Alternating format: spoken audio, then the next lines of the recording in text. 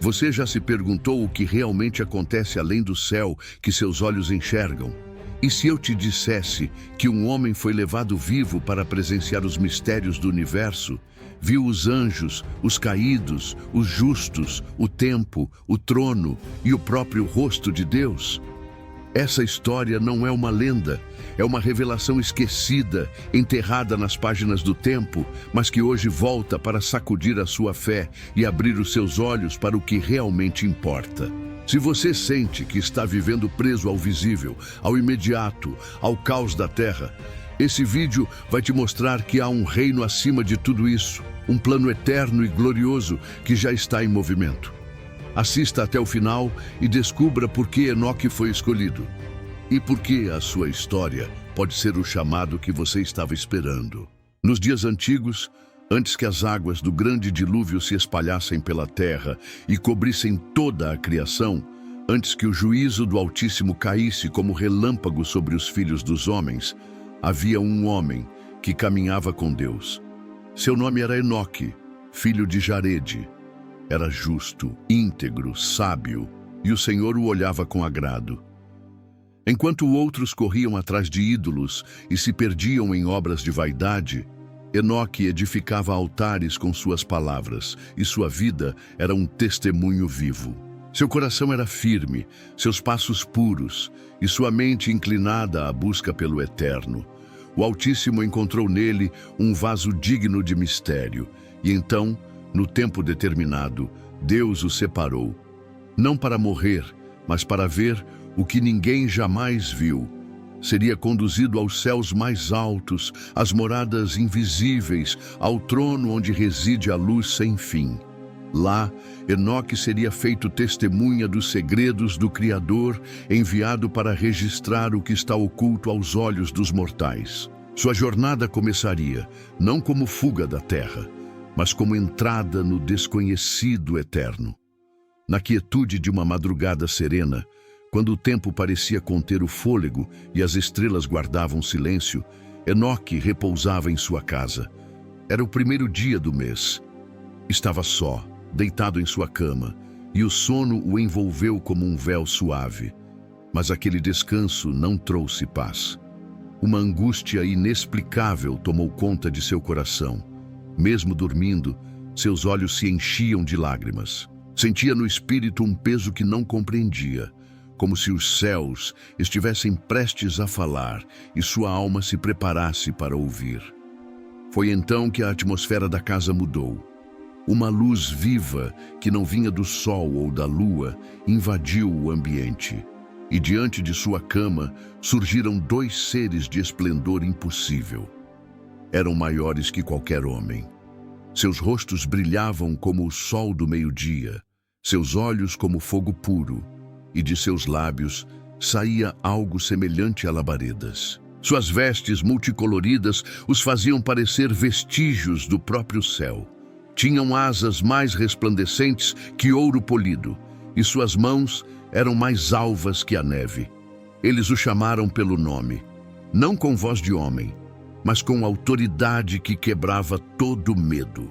Enoque despertou, viu-os com clareza, e mesmo sem entender, soube que sua vida jamais seria a mesma. Se até aqui essa história já tocou o seu coração, imagine o que ainda está por vir. Mas agora eu te peço algo simples. Se esse conteúdo já está despertando algo dentro de você, se inscreve no canal e ativa o sininho. Porque existem outras revelações, tão profundas quanto essa, que você não pode perder. Os dois seres de fogo olharam para Enoque com uma serenidade que contrastava com a intensidade de sua presença. Ele, ainda atônito, mal conseguia compreender o que estava acontecendo.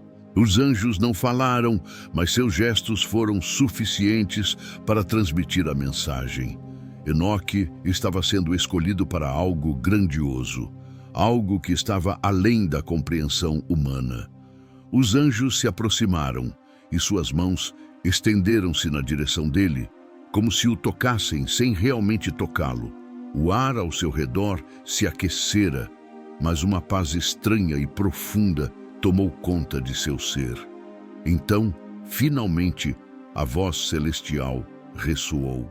Não era uma voz comum, mas uma que parecia vir de todos os cantos do universo como um eco eterno.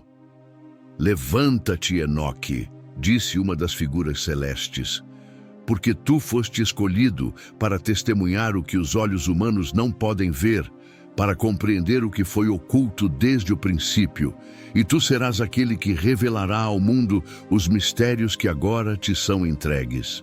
Enoque, com o coração palpitando, sentiu a responsabilidade pesar sobre ele, mas também a grandiosidade do propósito que acabara de se revelar. Enoque seguiu os anjos.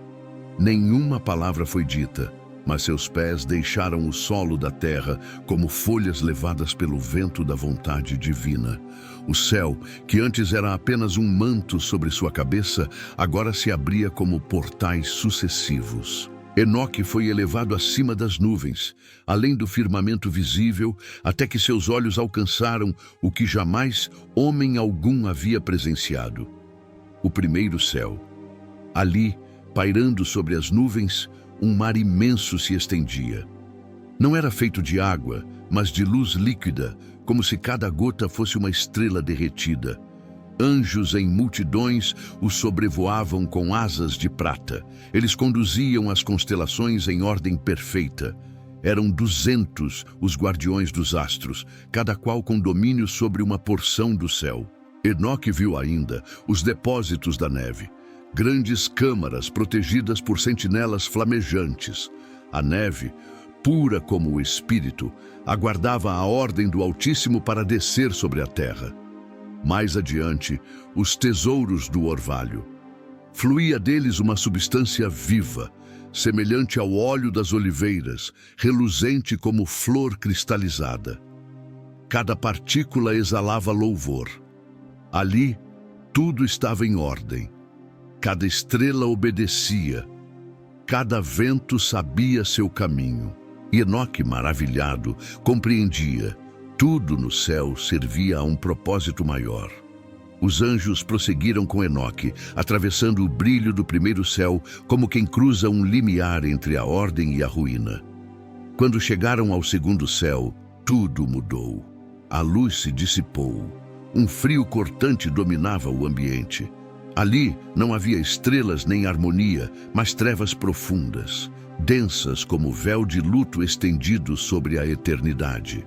Enoque viu, suspensos no vazio, seres aprisionados por correntes invisíveis. Eles não tocavam o solo, tampouco podiam se mover. Flutuavam como sombras conscientes em agonia silenciosa. Esses não eram homens, tampouco criaturas da terra. Eram anjos, anjos caídos, cuja glória havia se apagado. Seus rostos estavam cobertos de desespero, seus olhos derramavam lágrimas que não alcançavam o fim. Enoque sentiu o peso daquele lamento. Eles choravam dia e noite, incessantemente, esperando o juízo que ainda não viera. Ao vê-lo, clamaram com vozes trêmulas: "Homem de Deus, ora por nós." Mas Enoque respondeu: "Como posso eu, um homem mortal, interceder por aqueles que foram formados em luz?" Então, os guias celestiais disseram: "Esses são os apóstatas, desobedeceram ao Altíssimo e seguiram seu príncipe rebelde, que está retido no quinto céu. Por isso, aguardam o juízo eterno." À medida que Enoque era elevado ao terceiro céu, a escuridão do segundo ficou para trás, como um pesadelo dissipado pela alvorada. O que se abriu diante de seus olhos era diferente de tudo o que já existira na terra. Um jardim vivo, onde a luz não vinha de astros, mas da própria essência da santidade. As árvores estavam em plena floração, cobertas por frutos que pareciam cantar. Havia um aroma no ar que não podia ser descrito, uma fragrância de vida, justiça e glória. No coração do jardim erguia-se a árvore da vida. Sua copa reluzia em tons dourados, vermelhos e flamejantes. Era adornada por luz, como se cada folha fosse forjada por anjos. Sua raiz se estendia até os confins da criação, e dela fluíam duas fontes puras, uma de leite, outra de mel. Havia ainda nascentes de azeite e vinho, que se dividiam em 4 rios tranquilos, percorrendo a terra e voltando ao Éden. Enoque viu 300 anjos guardando o lugar com cânticos doces e incessantes. Este, disseram os guias, é o lugar preparado para os justos, os que suportaram a dor, julgaram com retidão, alimentaram os famintos, vestiram os nus e andaram sem culpa diante do Senhor. Aqui eles encontrarão sua herança eterna. Enoque não falou. Seus olhos se enchiam. Não era apenas um jardim. Era o eco do próprio coração de Deus. Os anjos conduziram Enoque além do jardim, onde o perfume das árvores cessava e dava lugar a uma vibração pulsante no ar. Era como se o tempo, até então invisível, ganhasse forma e ritmo. Ele havia chegado ao 4º céu, onde habitam os elementos do calendário eterno. À sua frente giravam rodas imensas de luz, e em seu centro o sol, aceso como um altar em movimento perpétuo. Enoque viu que sua luz era sustentada por centenas de milhares de anjos que o acompanhavam. Havia 4 grandes estrelas à sua volta, e sob cada uma, 1000 outras menores que dançavam como soldados em formação. O sol não descansava. Movia-se sobre rodas como vento ardente, indo do leste ao oeste em um ciclo sem fim. Quando se punha, sua coroa de glória era retirada e guardada por 400 anjos, enquanto ele descansava 7 grandes horas sob a terra. Mas na 8ª hora rompia novamente em luz, e então toda ave batia asas em louvor, anunciando: "O doador da luz vem." Ao lado dele, Enoque contemplou a lua, que seguia os seus próprios portões. 12 ao todo, por onde entrava e saía com precisão. Cada portão regia os dias, os meses, as estações. A lua completava 354 dias, enquanto o sol perfazia 365. Os ciclos se cruzavam, formando a matemática dos anos e das eras. Os anjos anotavam tudo em livros de luz. E então, criaturas fantásticas surgiram no céu. Fênix e Chalquidri, seres com corpo de leão, cabeça de crocodilo e asas como as dos anjos. Eles entoavam louvores e traziam calor ou orvalho conforme a ordem do Senhor. Tudo ali era ritmo, tudo ali era precisão. O tempo para Deus era música. Depois de ver o tempo dançar em harmonia com a vontade divina, Enoque foi levado ao 5º céu. Mas ali, ao contrário do movimento e da música, o que encontrou foi silêncio. Um silêncio pesado, denso, que parecia clamar por som. Ali estavam os Grigori, uma ordem de anjos de aparência humana, mas de estatura colossal. Suas faces estavam murchas como folhas esquecidas no inverno, seus olhos vazios e suas bocas seladas pelo arrependimento. Eles não serviam, não adoravam, não cantavam, apenas permaneciam em profunda quietude, mergulhados em uma espera que não tinha fim. Enoque se voltou para os anjos que o acompanhavam e perguntou: "Por que estão tão abatidos? Por que não há serviço aqui?" Os guias responderam: "Estes são os que abandonaram o Senhor da Luz. 3 deles desceram à terra, tomaram esposas humanas, quebraram seus votos sagrados e geraram gigantes de violência. A terra foi corrompida por suas ações, e o céu ferido por sua rebelião." Ao ouvir isso, Enoque se aproximou e disse: "Eu vi o juízo de seus irmãos. Orei por eles, mas o Altíssimo os reteve até o fim dos tempos. Por que então permanecem calados?" Então, como se despertados por sua voz, os Grigori romperam em um cântico grave, profundo, como trovão que ecoa na alma. Logo após o clamor dos Grigori silenciar novamente no 5º céu, Enoque foi elevado a uma nova esfera, o 6º céu. Lá, o ambiente era vibrante, cheio de vida e propósito. Ao redor dele havia 7 ordens de anjos gloriosos, todos resplandecendo como brasas vivas. Não havia distinção entre eles, em brilho, em vestes, em glória, pois ali tudo era unidade diante da vontade do Criador. Esses anjos não apenas cantavam, eles administravam. Eram os ordenadores da criação. Uns mediam o tempo, outros coordenavam os ciclos das estações, dos anos e das colheitas. Alguns velavam pelos rios e mares, outros pelas ervas e pelos frutos da terra. Cada um possuía uma tarefa que sustentava a vida visível. Havia também os escribas celestiais, que registravam cada alma humana, cada ação, cada pensamento, em livros eternos diante da face do Senhor. Nada se perdia, nenhuma palavra caía no esquecimento. Entre eles, 6 fênix, 6 querubins e seres de 6 asas cantavam com uma voz só. O cântico era tão sublime que Enoque sentiu seu espírito estremecer. Não havia pausa, nem desarmonia. Tudo fluía como se o próprio céu respirasse através da adoração. Ali, Enoque entendeu. Cada detalhe da criação era guardado, contado e amado. Enquanto a adoração ainda vibrava em ecos suaves no sexto céu, Enoque foi tomado e elevado mais uma vez. Desta vez, além da ordem visível dos anjos e das estações. Ele adentrou o sétimo céu, um lugar onde as palavras se tornavam pequenas demais e o silêncio não era ausência de som, mas presença absoluta de reverência. Ali, tudo ardia, não em fogo destrutivo, mas em glória. A luz era substância, como se o ar fosse feito de centelhas sagradas. Enoque viu à sua frente 9 legiões celestiais, tronos, domínios, potestades, querubins, serafins, todos em posição diante de um centro inacessível. Cada ser possuía múltiplos olhos, asas flamejantes, e todos entoavam um cântico único e eterno. Santo, santo, santo é o Senhor, o governante do sábado. Céus e terra estão cheios da tua glória. A canção não cessava, mas também não se repetia. Cada nota era nova, cada som era revelação. Foi então que os 2 anjos que acompanhavam Enoque desde o início se afastaram, deixando-o só.